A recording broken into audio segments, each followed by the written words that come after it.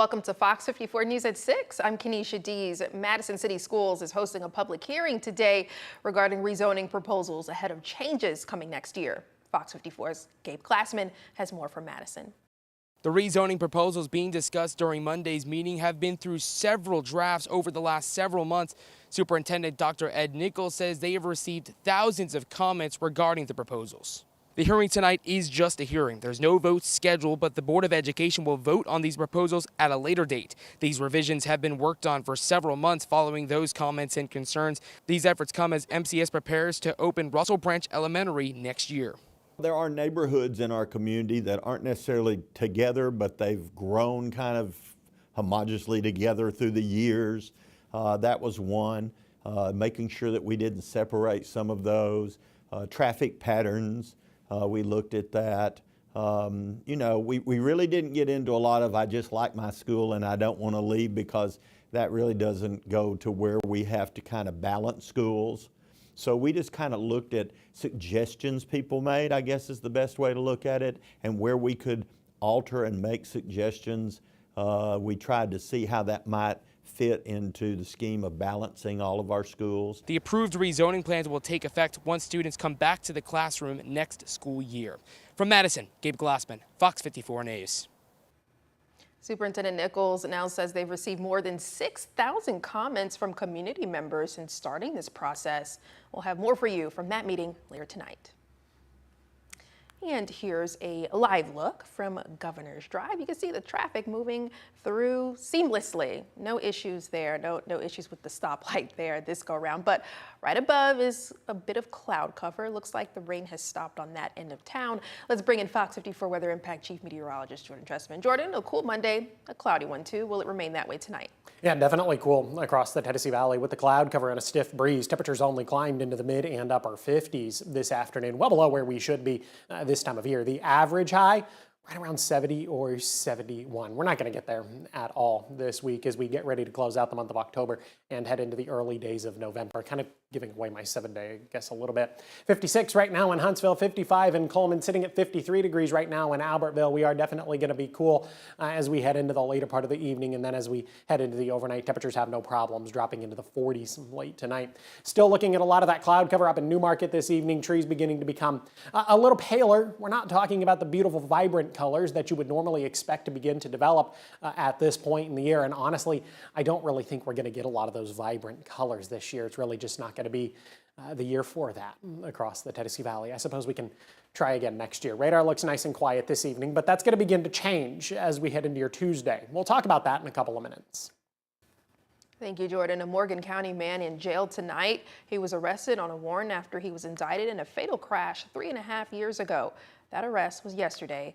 Adelaido Barrientos faces multiple charges, including reckless murder in connection with the crash that killed Tamaria Martin back in 2020. It led to Barrientos' indictment in early 2022. The grand jury found reason to believe he was driving under the influence when his car struck Martin's car.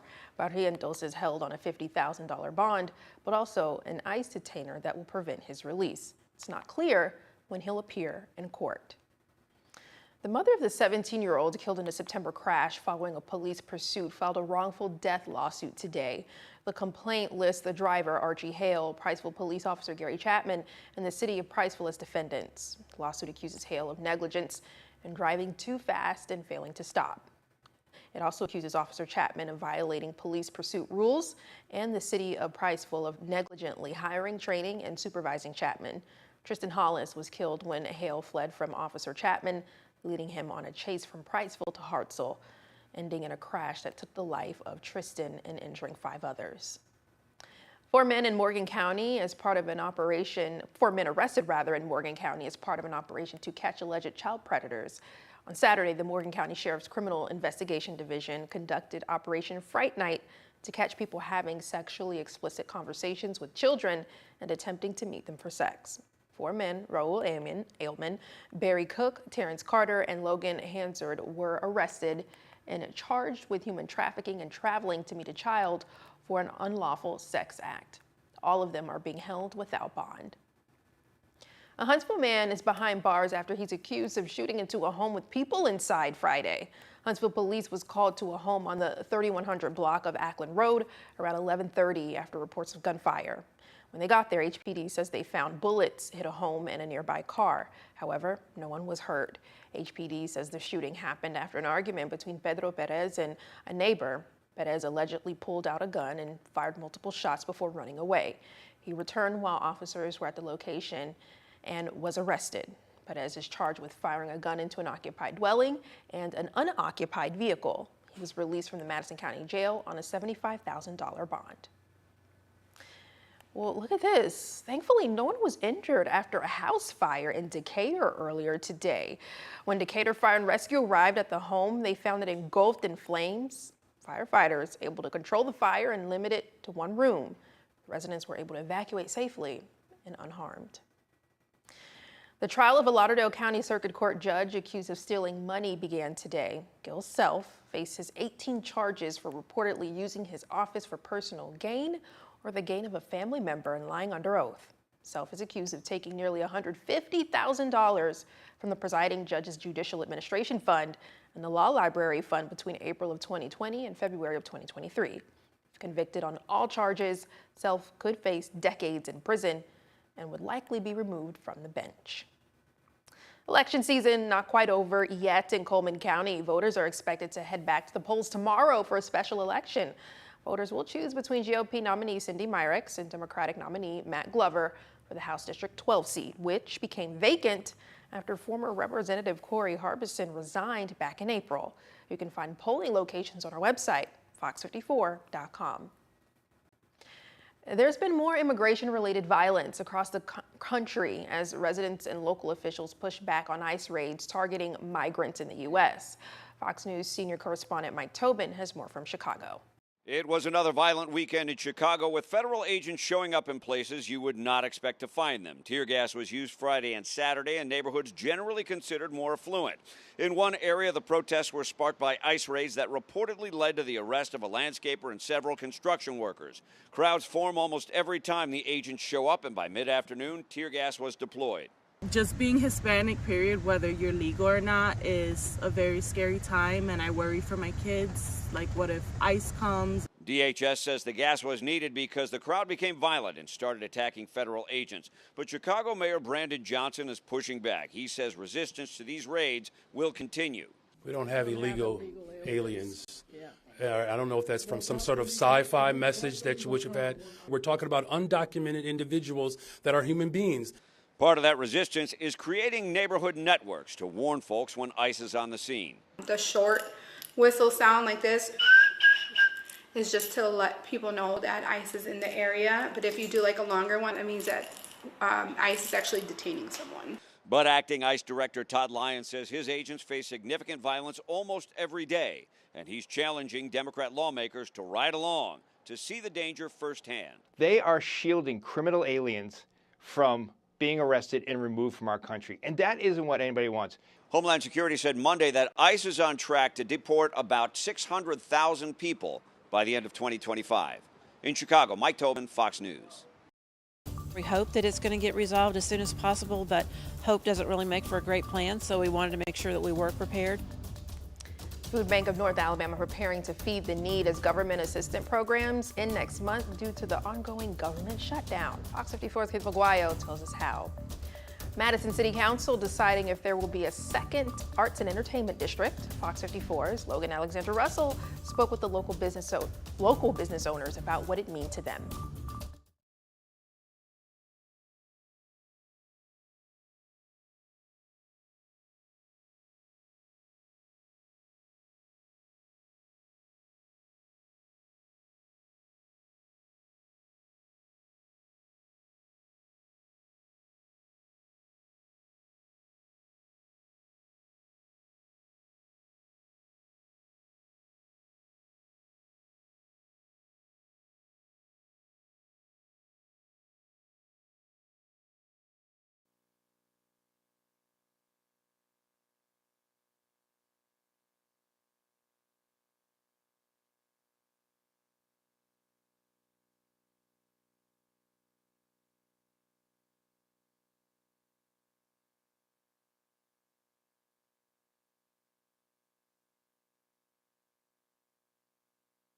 Reason it said I was muted. I had to unmute the microphone just now. Mic check, mic check, mic check. Caleb, Caleb, Caleb.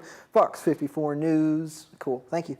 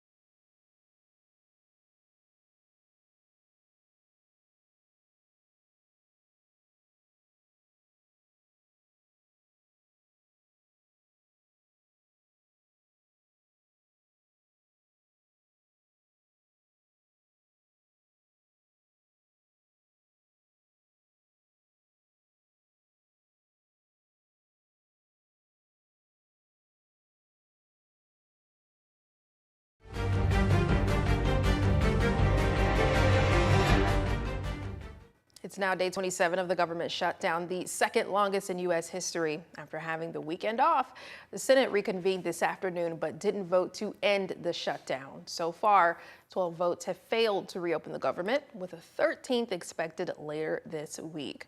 The lack of funding has caused more than 1 million federal employees to miss paychecks and is affecting national funding for farmers.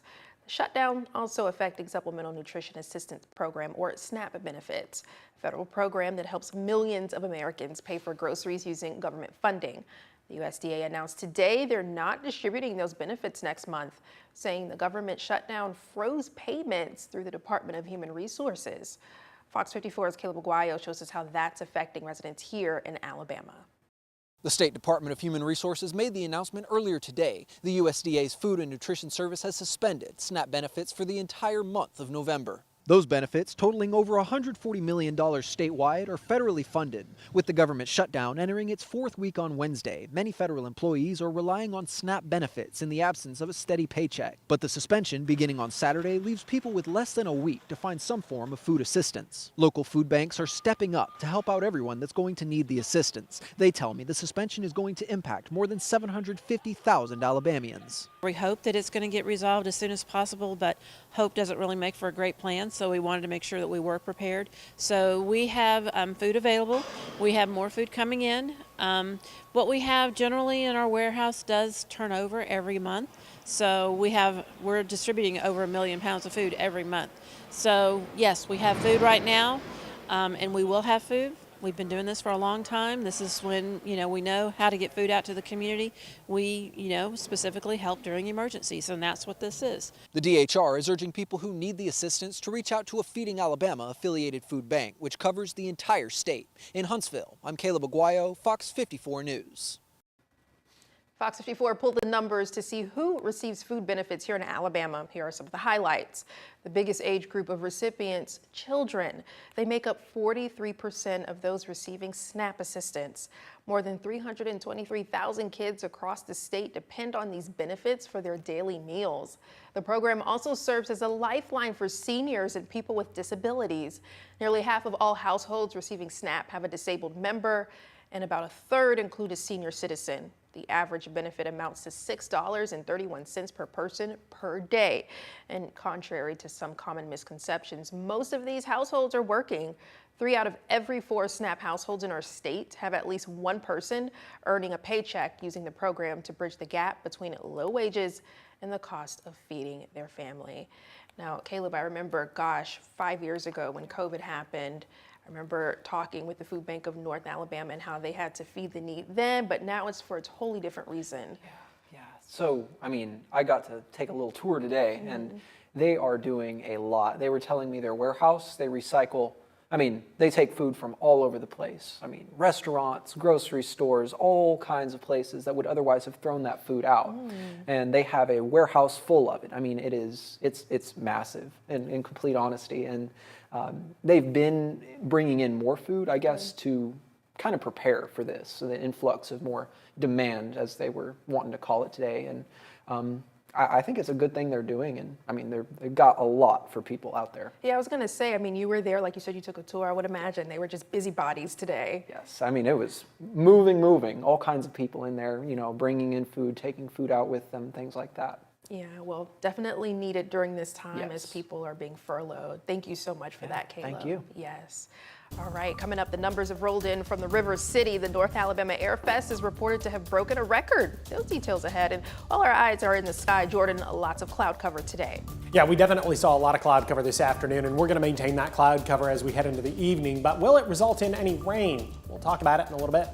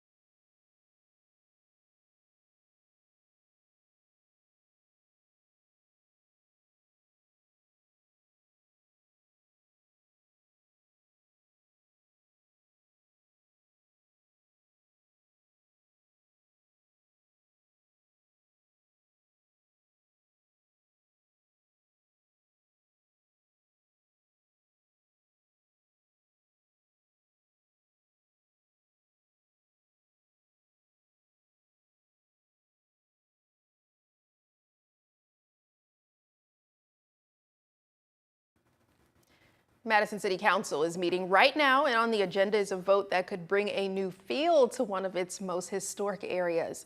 The vote would create the city's second arts and entertainment district. Fox 54's Logan Alexander Russell spoke with local business owners to get their reaction ahead of the vote. Tonight, a proposal is on the table that would transform downtown Madison. Now, the City Council will vote tonight on an ordinance that would create a new arts and entertainment district in the area. If adopted, it would establish a second special entertainment zone in the city, similar to regulations already in place for downtown Madison. With the district being centered in the city's historic area, the new district is expected to boost local businesses, encourage cultural programming, and provide new options for residents. A local business owner says she would love for downtown to become the next entertainment district. It's not only going to help businesses, we're just naturally what Providence and Town Madison and downtown Huntsville all are striving to be. It's naturally here. The new regulations would potentially give local businesses more flexibility for outdoor events, live performances, and public consumption of alcohol during designated times. The district is enabled under Alabama state law. From Madison, Logan Alexander Russell, Fox 54 News. And the new district could begin hosting festivals and special events 30 days after the ordinance passes. Now, the Tennessee Valley's certified most accurate forecast from the Fox 54 Weather Impact Team.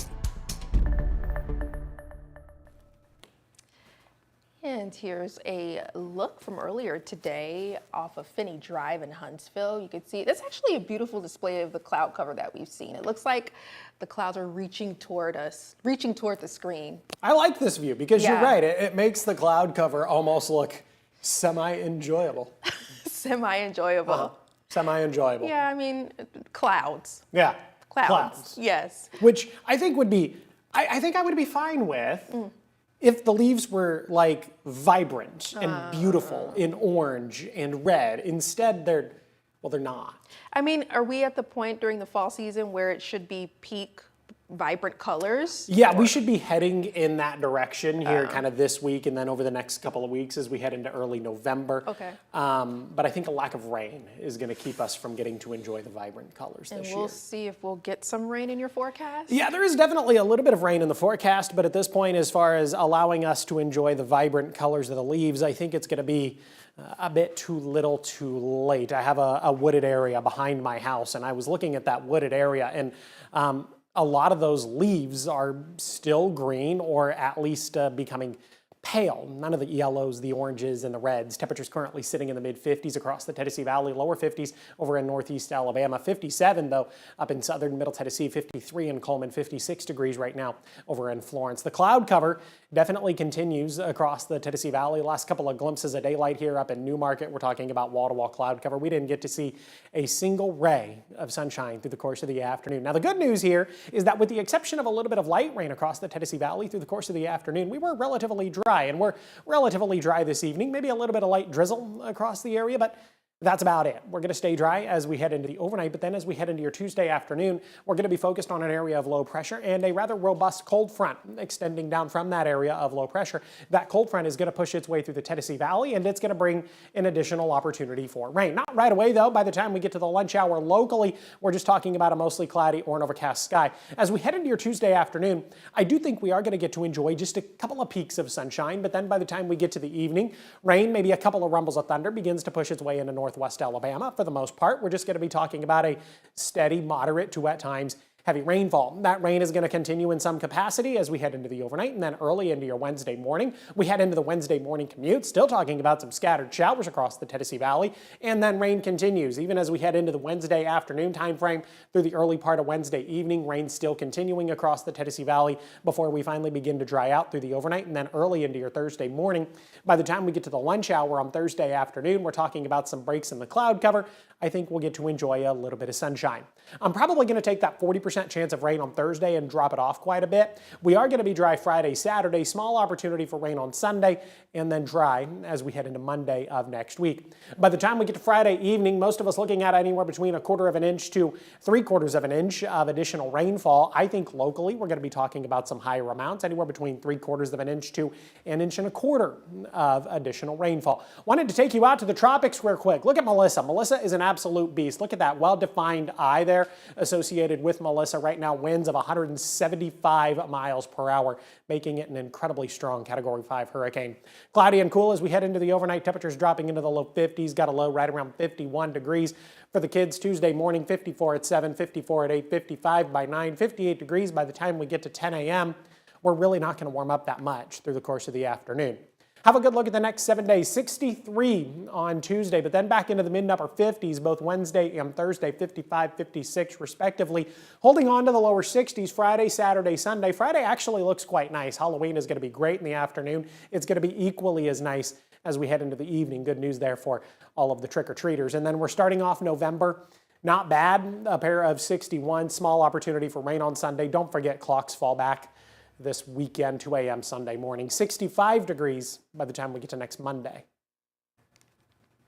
All right, thank you, Jordan. While our eyes are on the sky over Pryor Field Regional Airport, we're buzzing in September as North Alabama Air Fest brought in record-breaking crowds and a big boost for the local economy. Pryor Field Regional Airport said the Air Fest generated more than $3 million in economic impact.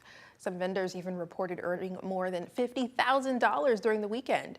In total, more than 12,000 people packed the airfield for a weekend of high-flying action. The next Air Fest scheduled for September of next year. Nick, what's new with sports? The Crimson Tide continuing to take flight in SEC play, undefeated thanks to late game heroics and epic play calling versus South Carolina. We'll hear from UA's head coach next in sports.